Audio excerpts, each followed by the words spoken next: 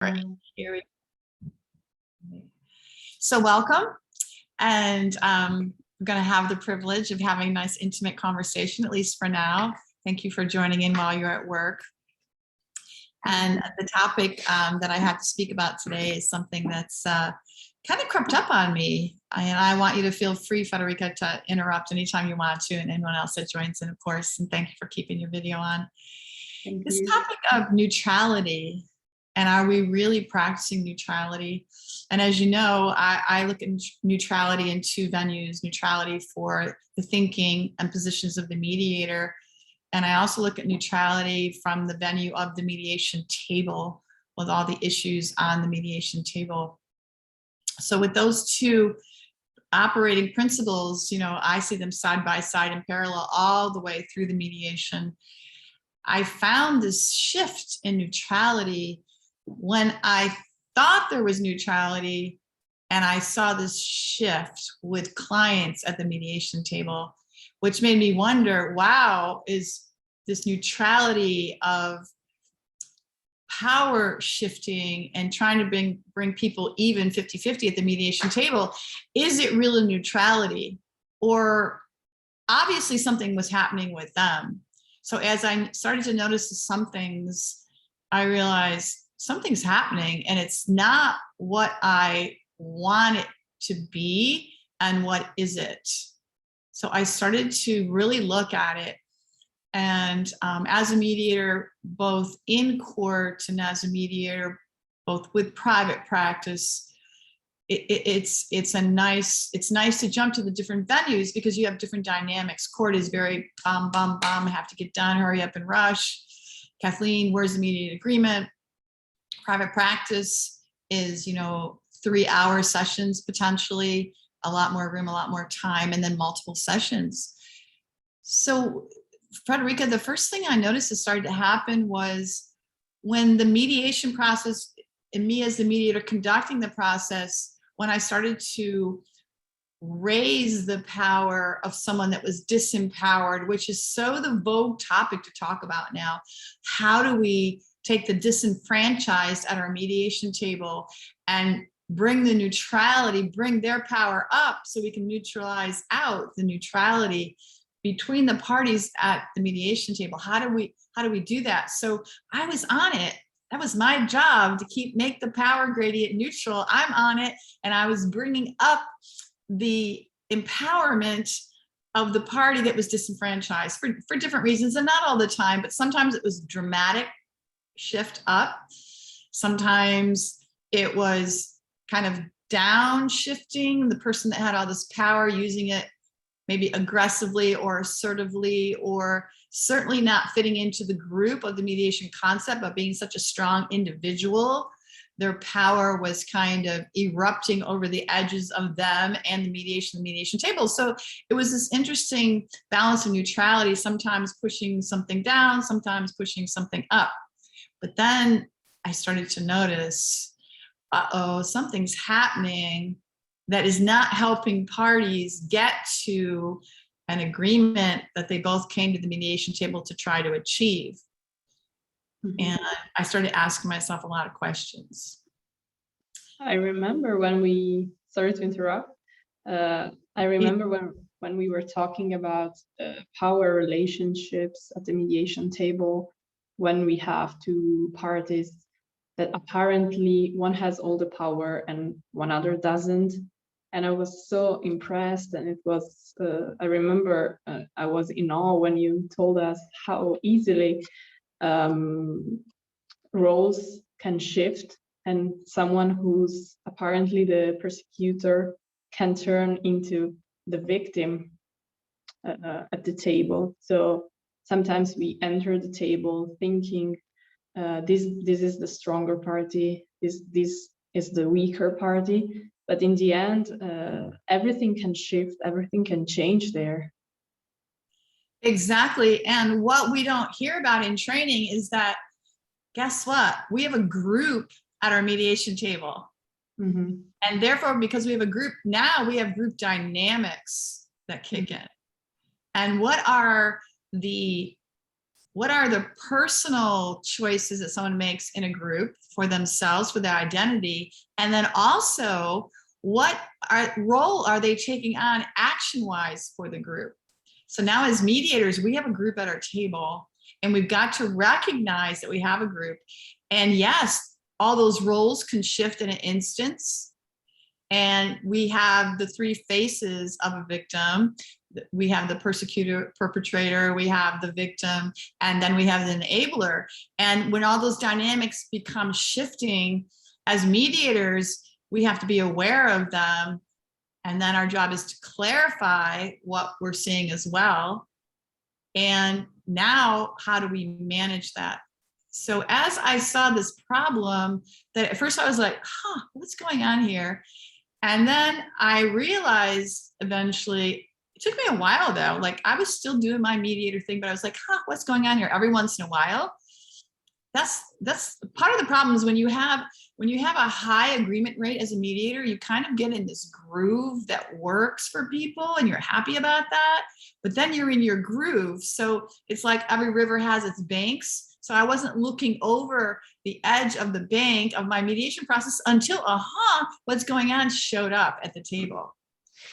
With a little bit of people helping me along the way, like I'd have a co-mediator or an observer sit in, and I would ask these questions as we talk about mediation as a dialogical praxis. So I was like, what do you think happened here? And little by little, over maybe the span of 3 years, people would say something, which would give me a little bit of extra nuggets. And I would like recognize it the next time. Oh, well, Kathleen, that person was looping in trauma. That's why they couldn't make a decision. I was like, oh yeah, they were looping in trauma, weren't they? So this is why mediators, we need to speak to each other. So what happened was one day I realized, oh my gosh, it was this case particularly in the Pacific Northwest where a woman came in totally disempowered.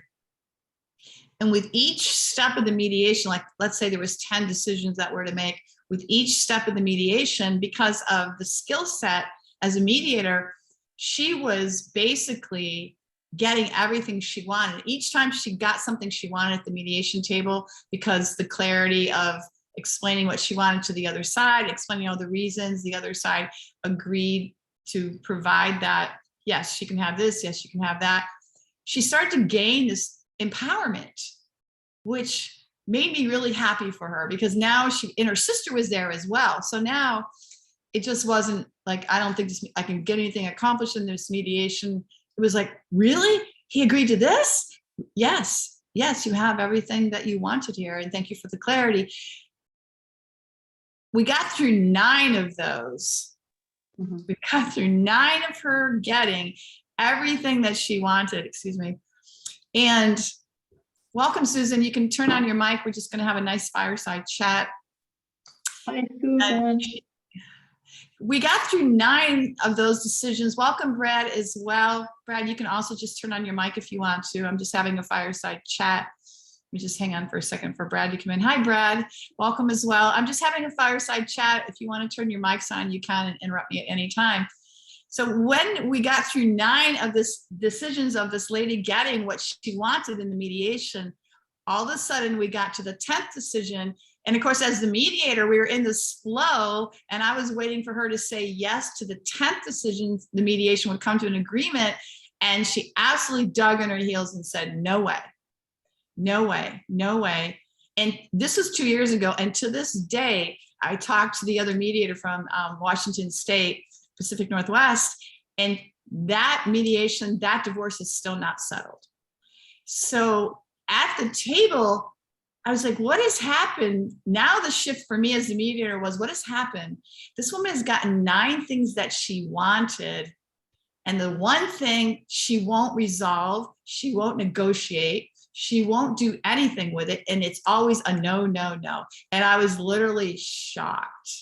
And that's the case that tipped me over into, are we really being neutral when we choose to dismantle a power system, a culture of conflict that sits at our mediation table? Are we really being neutral when we're trying to empower the disempowered and push down the overpowered with, personal power brimming over the edges. What are we really doing here? And I realized, no, that is definitely not what to do all the time, maybe, and we need something else.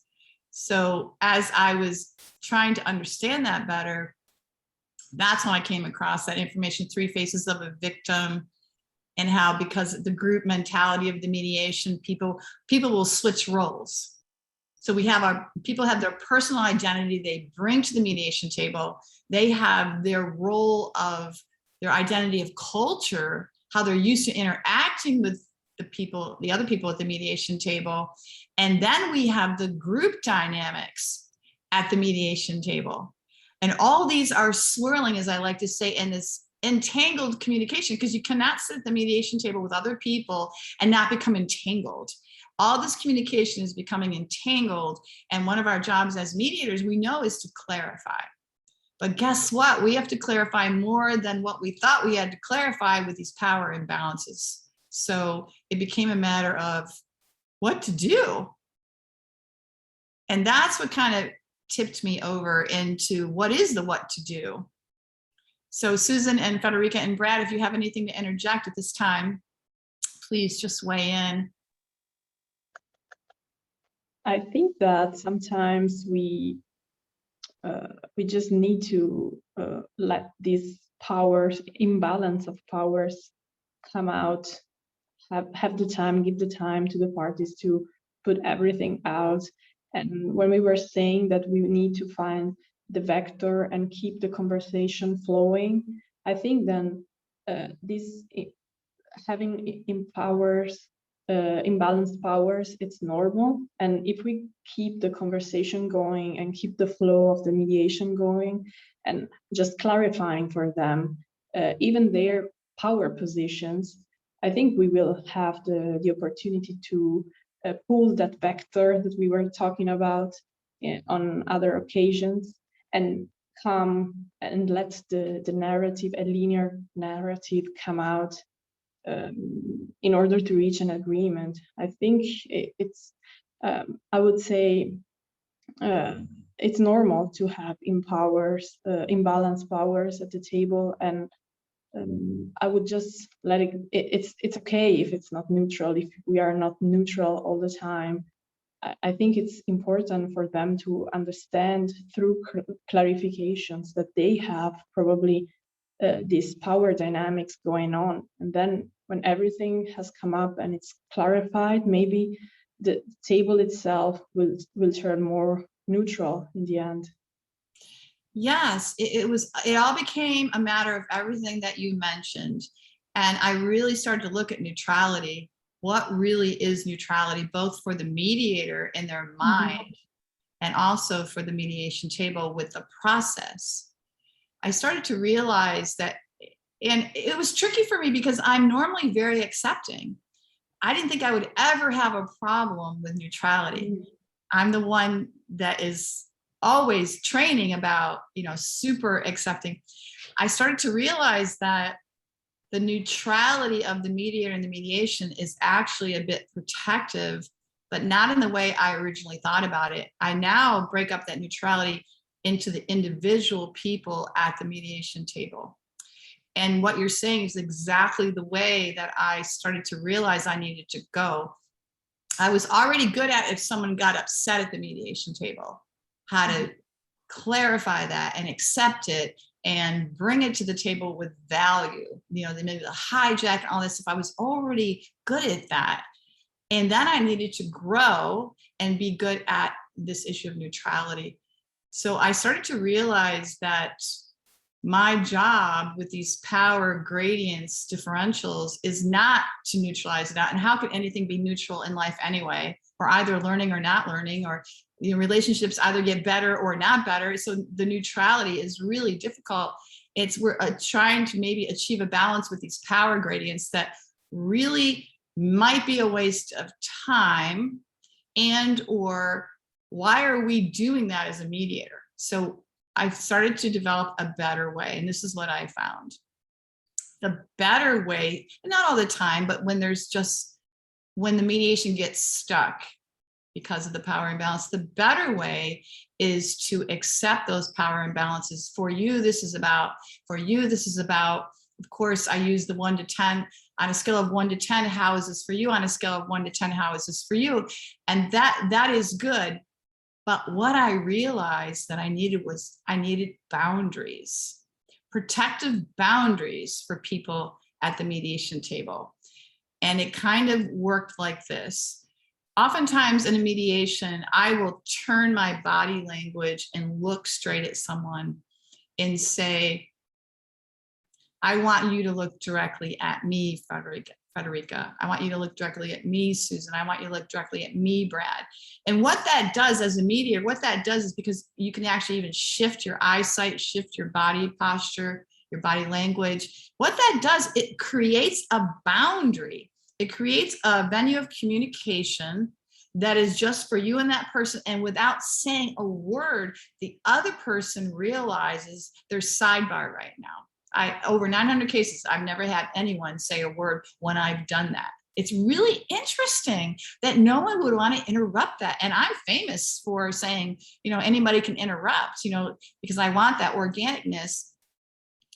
So people need these protective boundaries, because when people feel stuck in a mediation, that's when they can't think right. That's when they can't grow as an individual, when they think about collaborating with a mediated agreement at the end. So I started to create the boundary. And it would sound like, so for you, this is about this, and on a scale of 1 to 10, how are you for this? And how is it for you right now to not being agreeing? So I created this protective boundary bubble around, and this is in joint session with one person. And after I would express gratitude, of course, and then I would turn to the other person and say, thank you very much for listening. And I want you to look just at me right now. I want your total focus right now. I want your total attention right now. And so this is what I heard you say. And for you, this is about this. And what was happening, the validation of creating that boundary, that protective boundary, brought a relief and a validation. Yes. So now we've got these two individuals with different power gradients that have been 100% validated by the mediator, that are feeling comfortable being themselves at the mediation table, because everything has been asked, everything's been clarified. And that mastery question that I always teach, is there anything else? Is there anything else? Is there anything else? Until you get down to the bottom of it, is the way to handle these power differentials. It's not trying to level them. It's actually going into it more for more details. And with those more details, people now have the freedom. They're not so boxed in by the other person. They have the freedom to express themselves, to freely decide if they still want to go get what they want or not. Because part of that clarity is then turning to the other person, because now I've separated them individually. I've created a safe space, a bubble of boundary. And that's what we do. You know how in relationships, everyone says, well, if someone crosses over your boundaries, put up a boundary. If they're doing this, put up, don't let people cross your boundaries. Because what happens, boundaries naturally keep people out, and they naturally keep protection in. If they're a healthy boundary, it won't allow toxicity to come in, and the person inside that healthy boundary is operating well. They're not operating with a dysfunction. They're operating clearly and well because their boundary's healthy. We can do the same thing at the mediation table. So then when you develop this bubble around this person and the bubble around the other person, and they're validated and they're clarified, then we can go to the next mediator step, because we're at the table to come to a potential agreement. You can go to the next step and start to merge them, but not letting the boundaries get crossed. So it becomes a matter of, okay, so what would you like to do? How do you expect to resolve this issue? And keeping this in joint session is super interesting, because as you create a boundary and talk to one person this way, and then you create a boundary and talk to the other person this way, the other person on sidebar is learning and listening and absorbing not only the boundary that's been created, through the metaphysics of a mediation, but they're also, their mind is starting to tick into what they're hearing. And just because we like to correction is normal for us, and problem solving is normal. Our brain is built to problem solve. They can actually start to problem solve silently, potentially on their own. And thank you, Susan. We are constantly navigating and reconciling integrity and the problem and the position of people.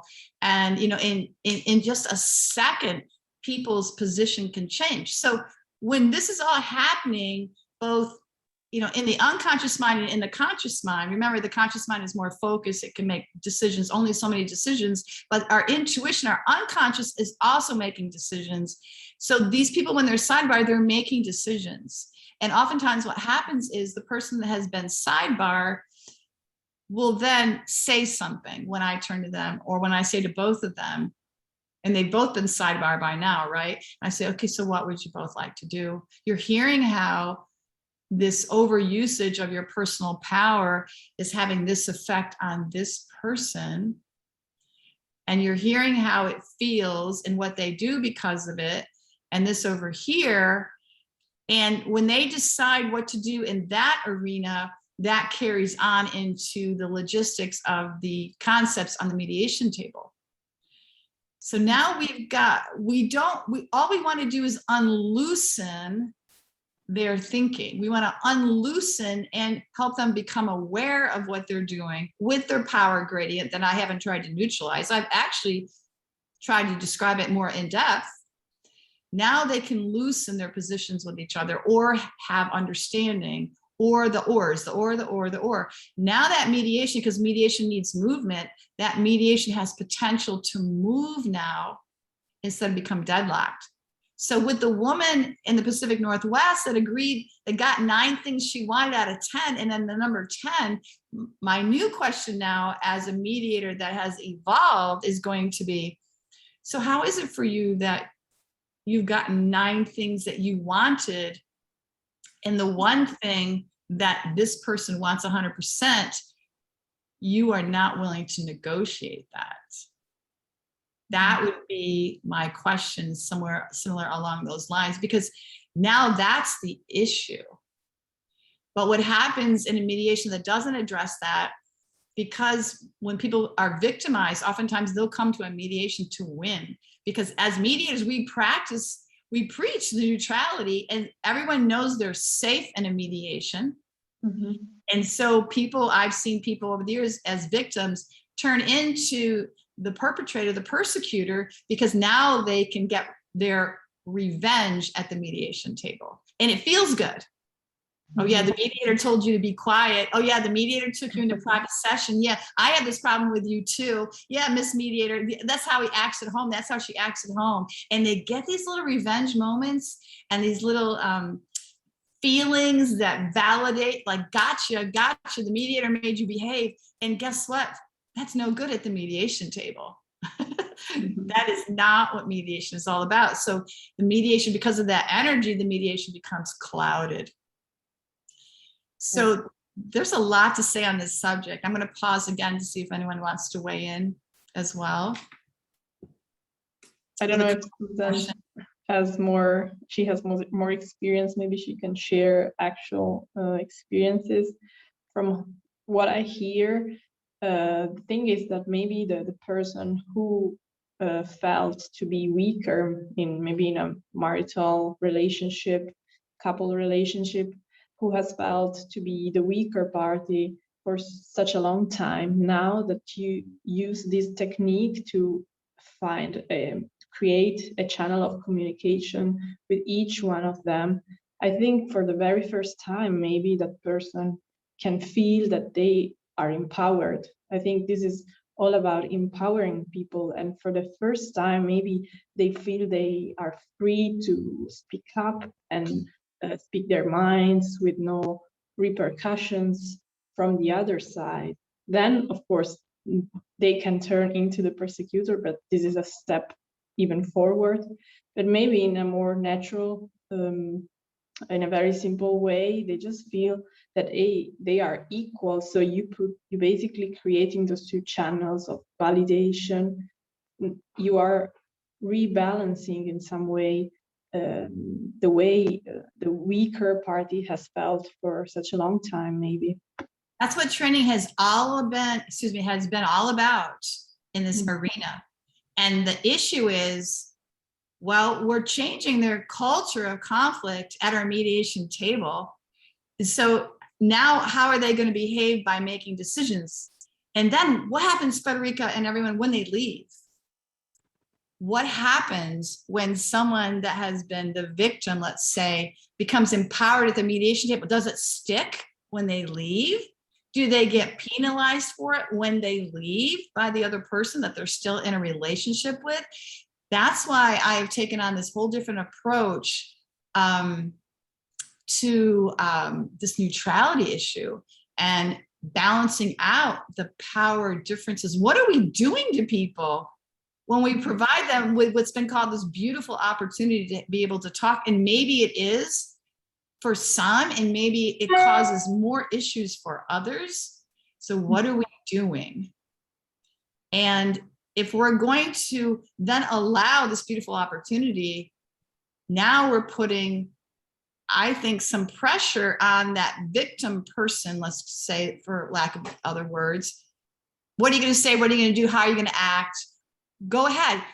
Now you have your opportunity to talk. So are they going to talk? Is it going to be too much? Are they going to close down? Because now they know what happens when they talk in their culture with each other. If they talk in the mediation table, like, how do you talk? So I've seen people stutter, like they don't even know how to get started because now they have an ability to talk. I've seen people so happy, but look at, and say, I'm glad I'm at the mediation table where I can talk freely, so all these little revenge dig kind of things, very interesting. So I think in my practice, I think I've decided to not try to balance those power gradients anymore, just understand them better. And then how does that work to when they get to writing a mediated agreement. So it's been a very interesting journey for me as a professional to actually have this topic kind of hit me in the face after noticing it for like maybe 2 to 3 years, little bits and pieces, and not really understanding what it is. And now I have a whole new position on it. And I also think, if I may, that the person who has a history of abuse or more powerful, the powerful side of the relationship, maybe they can be held accountable now that they have seen the mediator's attitude at the table. Sometimes when we think when they go home, what will happen when they go home? I think that maybe they will be held accountable because they know that the other person has a direct link, a direct contact with you as a mediator, and maybe this was just a starting point. When they go home, the more powerful person of the couple, maybe they will just be held accountable and they will behave maybe in a different way, knowing that there's someone they will have to go through to, even if you're not a judge, but they might feel your authority. Yeah, and that's why the question is, when you clarified each position of, the two people with the power gradients between, then you say, is this how you want this person to feel? Is this what you want in a relationship with this person, whether it's a business relationship or a personal relationship or landlord-tenant relationship? Is this what you want? Is this okay with you? Most people, it's funny, most people go, no, that's not what I want at all. And they don't realize the power is just is just erupting out of their personhood and like leveling everybody around them, or they do realize their power is, that they're using their power, they're getting what they want, and they're glad about that. And they don't realize the whole cycle of abuse of power. They don't realize, they think they're so powerful, but they don't realize they're stuck in a cycle. And this is a cycle that you're in. Do you want to be in this cycle, or do you want to do something different? Which is what mediation is all about, right? What are the do difference moving forward? So it depends on how much a person wants to dive into this kind of stuff. As the mediator, it's important to be respectful, but neutralizing out the power gradients is just, it's not my thing anymore. It really isn't. I'm going to stick to what I always call the two legs of mediation: clarifying and agreement. Those are the two basic legs of mediation. And I find myself just going back there. No matter what's happening at the mediation table, I don't consider a sandbox. I consider it an arena where most everything can happen, short of somebody being, putting us in danger, as, at the mediation table, physical danger. And be careful of the emotional danger as well, but then checking in and clarifying with that as well. So it's taken this whole new twist for me, and I'm really grateful to IMAW having this whole week of conversations where we can bring our topics of interest or our topics of wonderments to these sessions. And actually, I'm looking forward to everyone speaking later on in the week. And this is good to be able to share this. This is the first time I've really shared this, and what I think is part of the remedy, creating the safety net of a boundary around each person instead of trying to smash them together and to neutralize them out. I like what I'm doing now as a professional. Thank you, Kathleen. I think we don't hear much about these power structures and power relationships. At least for me, it's something I've been hearing about just from you. So I think it's a topic worth talking about, discussing about a lot more, because we don't always get to, at least in Italy, we don't always get to listen to such a topic. And I think it's very important to understand that even if we are presented with neutrality issues, it's very rare that we have neutral and very balanced relationships when we have parties at the table. So that's a great topic. Thank you for. I was especially moved to talk about this because of how COVID has made us so online in mediation, and we're exposed to all these cultures. So if we get all these cultures at our mediation table, and then we see these power imbalances and we try to neutralize them out, I think we're doing a huge disservice, especially cultures that we don't understand. And we don't know what we don't know as mediators, and we might be actually causing damage under this principle of neutrality. So I think because we're becoming so worldwide, we have to really step carefully if we want mediation to be a global thing where people handle disputes. We're going to have to realize that we have to respect each other's cultures, which have different power gradients within the culture. And then the people that come to the table will have their own culture of power gradients as well. So I think it's something that we have to learn, especially as American mediators, to get a bit hands off and to just basically clarify what's happening, making sure what's happening is okay with everyone. And if it's not okay with everyone, well, what do you see as the remedy to make it okay so we can continue having this discussion to move on to an agreement? I also think that it's important when you say to dig deep into relationships. We don't have to, of course, we have to trust everything the parties say to us, but at least we really need to go deep down and try to figure out what their culture, as we speak about culture of conflict, we really need to know and understand what their culture of conflict is in order to bring everything up and let them bring everything on the table. And two very different people might be in the same family, but they might have very different cultures of conflict. So it's important you dig deep as a mediator to bring everything on the surface, I think. Yeah, yes, and I see mediation almost becoming like the United Nations. Where mediators are now. I mean, we just, in our breakfast, we had Karis this morning from South Africa, who's got a business of animal, dog mediation and dog custody, and her major market is the U.S. So she wants to speak, on the U.S. platform. So this United Nations idea of what's happening to mediators, and there are some mediators that are used to this, they've been doing it forever, but most of us have not. So yes, respecting the culture of conflict, both within the larger culture and then between individuals, and to recognize it, to clarify it, to acknowledge it, and see if people still want to move forward that way, I think is very important. So thank you. This has been a joy to talk about, a pleasure. Everyone else, if you want to unmic yourself and pop your video open, you're welcome to. If you want to make any last minute statements or questions, I'll stay a little longer if anyone wants to weigh in, and please do.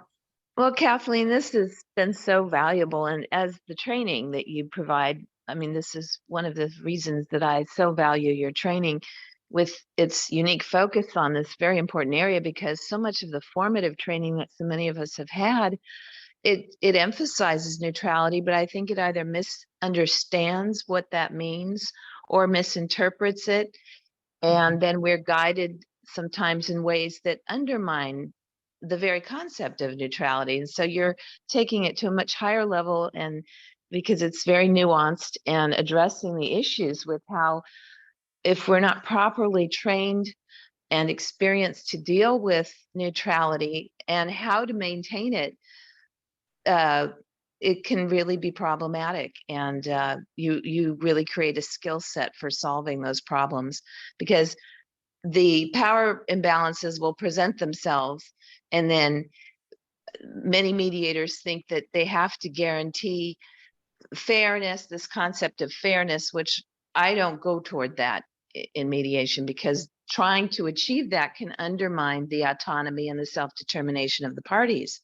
So it's a very complex issue, and one that you really address beautifully for developing the skills to deal with these complexities as they present themselves at the mediation table. Thank you. And thank you for saying fairness, because fairness can change in the blink of an eye in a mediation. All of a sudden, something gets said or somebody looks sideways, and all of a sudden that fairness is out the window and a new fairness has been developed. So yeah, I think at the bottom of all this is uber respect for people, uber respect as mediators, and to tread carefully so we start to understand people's cultures. And the culture of conflict is okay. That's what they're used to. And we need to make sure that we understand it. And then the mediation moves forward. Thank you, Susan. Anyone else want to weigh in with a comment? Yeah, actually, see, I was just wondering how far can one be really neutral? Because an element of subjectivity will be always there. So maybe it's an unconscious bias. Even if you see one tries to get away or get over, still you see it remains. So how to overcome? It's a challenge. It is a challenge. And when I train, I teach my mediators to be very curious.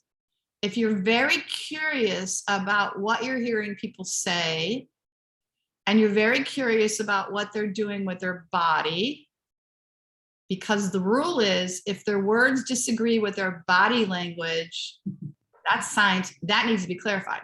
So if we keep ourselves as curious as we possibly can, that helps put this judgment on sidebar. And we want to know the more. Is there anything else? The more. That's a mastery question. When I say a mastery question, that means it never fails me ever. It's 100% always spot on. Is there anything else?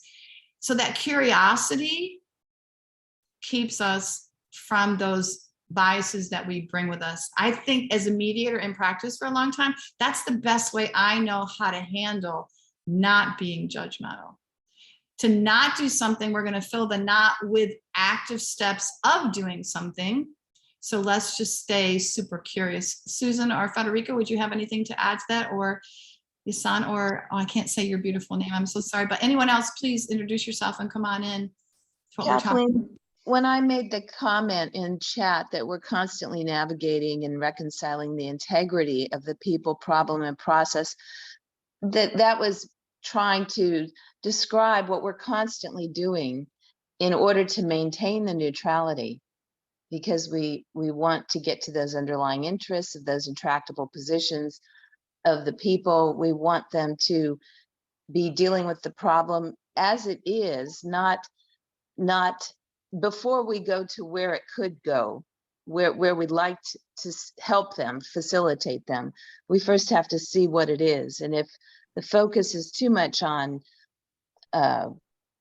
neutrality in the sense of fixing things rather than honoring what is, it's very difficult to get them forward. And then we're constantly also navigating, maintaining our process, the integrity of our process that they have engaged us to provide. Yes, mediation is not a two-step dance. Mediation is the Virginia reel where you're twirling and exchanging partners and all of this stuff. Yes.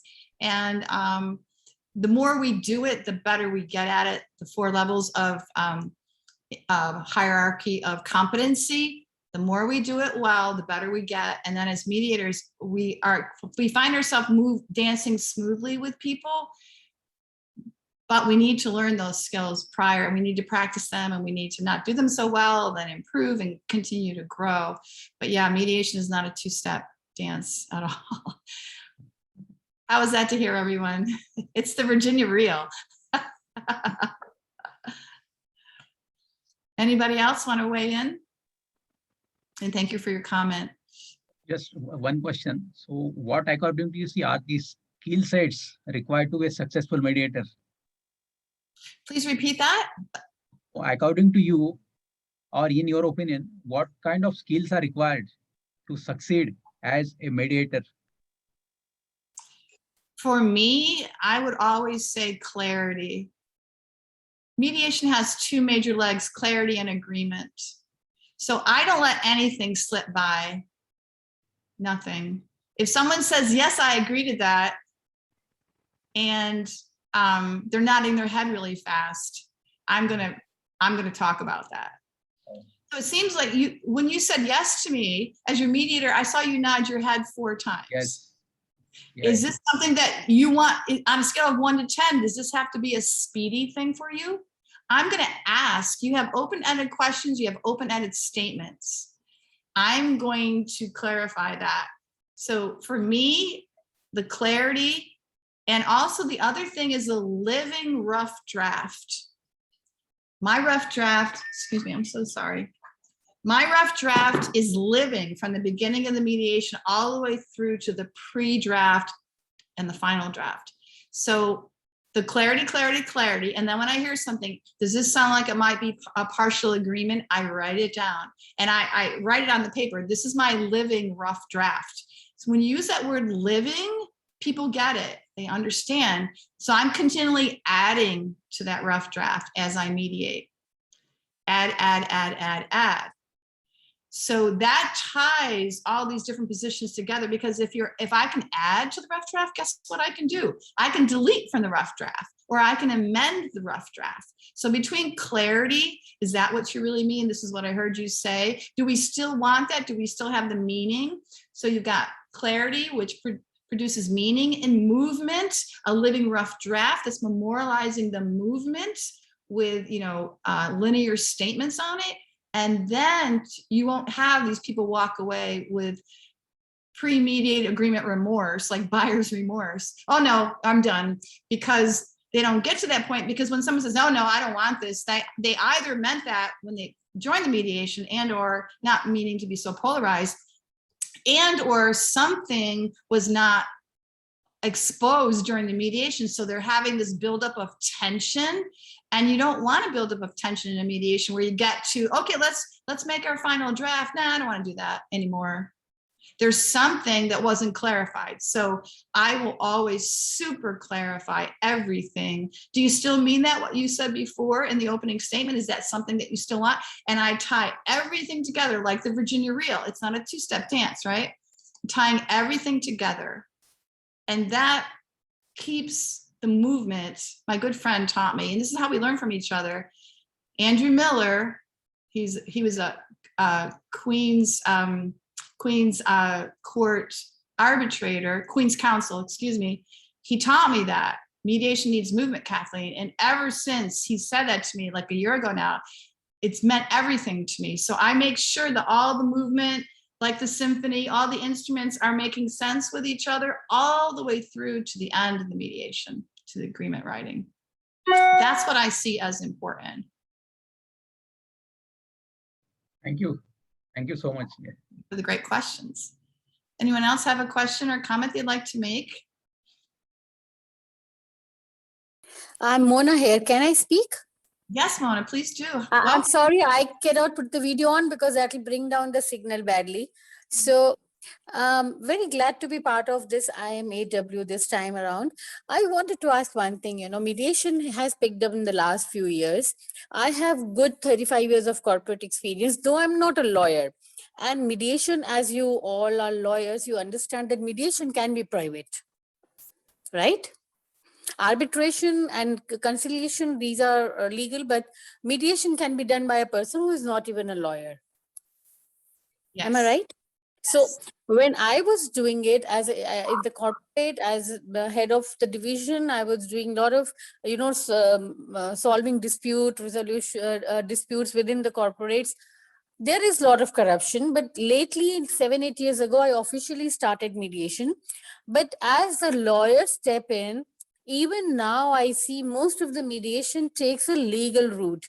Whereas as a mediator, what I did was to ensure that I remain very neutral. So both the parties had faith in me. But when I see the mediation that's picking up now, it is becoming more a legal course of action, which again, the clients don't understand. Yes, when counsel comes to the mediation and they use the power in a way Yes. over the process, what do you do as a mediator? Because you're going to have this legal process. Counsels are so well trained and their brains are incredible. Their minds are amazing. And so as a mediator, how do you respect counsel, but also conduct your mediation process? A lot of mediators in the United States, have their way of handling that. Some mediators will tell counsel up front, this is a mediation for your client. You can go talk to your client anytime you want to, but you can't talk in the mediation itself. This is your client's time to talk. So mediators pick their venue. I can correct very hard if I need to on someone that's trying to take over my mediation process. Right now, I have a client in Massachusetts, a divorce client that's trying to take over my mediation process. She's telling me, I don't need all this time. This can be done here. This can be done here. And so what I said to her just 2 days ago was, I really appreciate your strength that you have as a person. And I need you to relinquish some of that strength to me as your mediator, because I know my process and I need to run my process. So that's what I said to her. Lawyers in the past, I never embarrass counsel in front of their clients. I'm never going to separate that specialized bond that they have with their clients. Sometimes before all this COVID and mediating online, I would take counsel off into a separate room and have a chat with them. You are running my process, and mediation. I defer provocative topics like that to the mediation table. I don't make it personal. I say the mediation table, that's not what it's built for. Mediation table is not built for a legal process to come in here and run it. Absolutely. Neutral words are so neutral. And if you're doing an intake, Mona, like Susan is very good at intake, if you're doing an intake, you can actually put these statements into your intake or your pre-information that Susan is excellent at before you start your mediation. And then when they've agreed to that, they've seen that in writing, and then you can call them for it. And I always do things very softly and respectfully. I would say, counsel, and if they're going to do it to me in joint session, I may say it back to them in joint session. Counsel, I can see that you have a high interest in wanting to run this process in the way that you're running it right now. I allocate responsibility like crazy, Mona, like the way that you're running it right now. And I need you to sit back a little bit, because as a mediator and the mediation, it's not going to be working for the mediation table. This is a mediation council.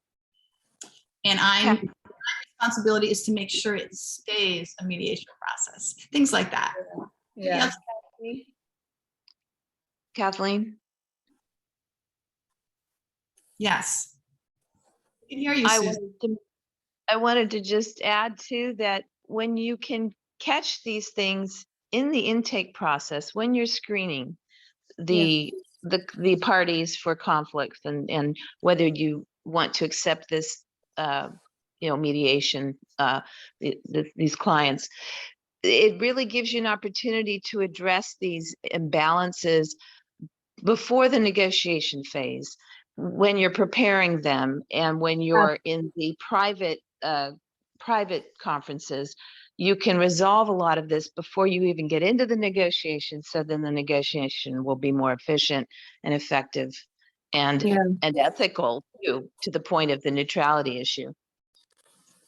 Yeah, that's true. Thank you, Susan. Yeah, that's important. We do try to do, but I also understand that mediation, in a way.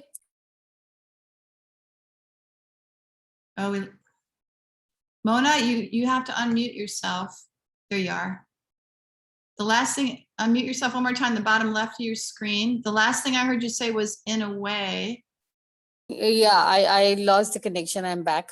So I was, it is mediation for many reasons, especially when it's, civil, corporate, contractual problems or these kind of disputes.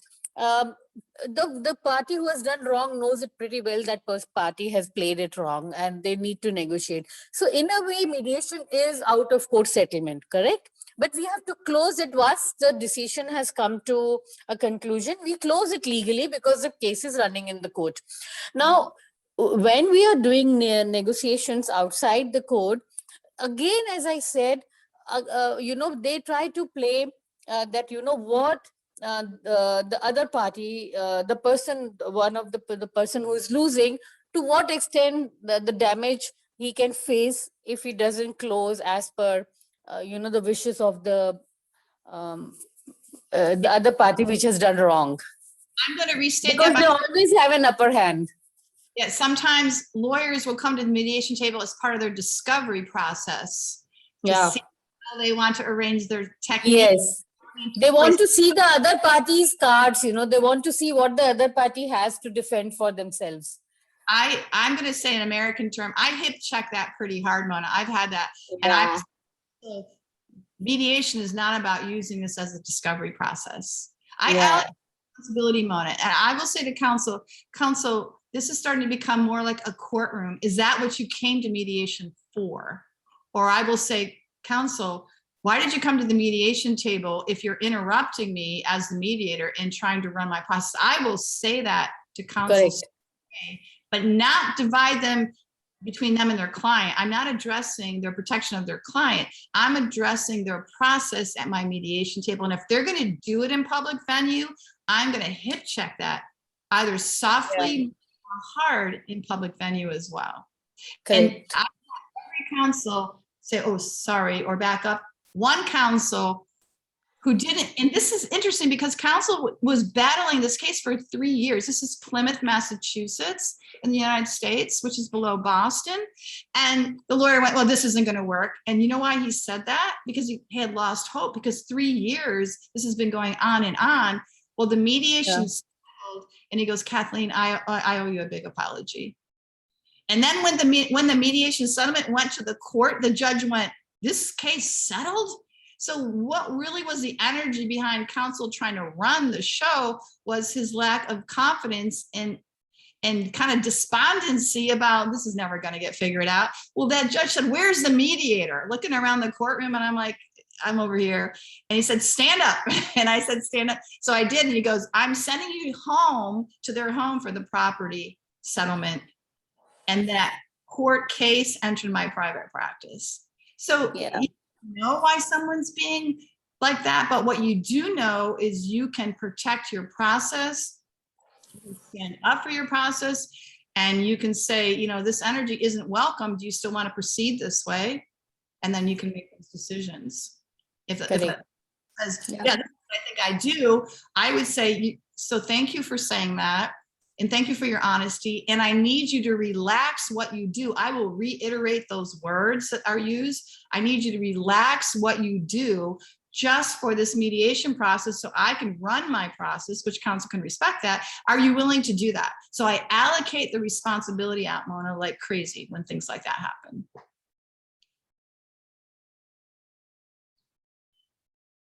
Does that make sense, Mona? You have to unmute yourself again in the bottom left of your screen. Yeah, absolutely. It helps.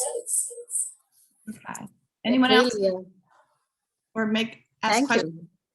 you. You explained it very well. Thank you. Anyone else interested in speaking up? All right. Well, thank you for spending time together. And I'm going to go ahead, unless somebody wants to say something or ask a question, I'm going to go ahead and end our session. I wish you a wonderful time enjoying all these sessions that we have through IMAW. It's been a joy to be a regional director, and hopefully I'll see you again on another program. Everyone I'm seeing, thank you. You're all welcome. And for those of you that I haven't heard your voice or seen your picture, your face, excuse me, I hope to meet you later on.